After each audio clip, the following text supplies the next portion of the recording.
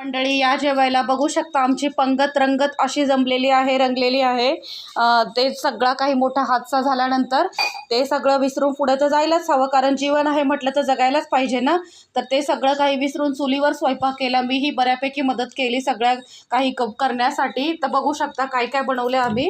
ही भाकरी मी बनवली. मला कुरकुरीत भाकरी खूप जास्त आवडती. पालेभाजीबरोबर थोडी शिळी भाकरी असेल तर अतिउत्तम, पण शिळी भाकरी नव्हती म्हणून मी थोडी ही कुरकुरीत करून घेतली तव्यावर. बघू शकता अगदी पापडासारखी अशी कडक कडक भाकरी. आणि ही मेथीची भाजी माझी सगळ्यात जास्त फेवरेट आहे म्हणू शकता तुम्ही.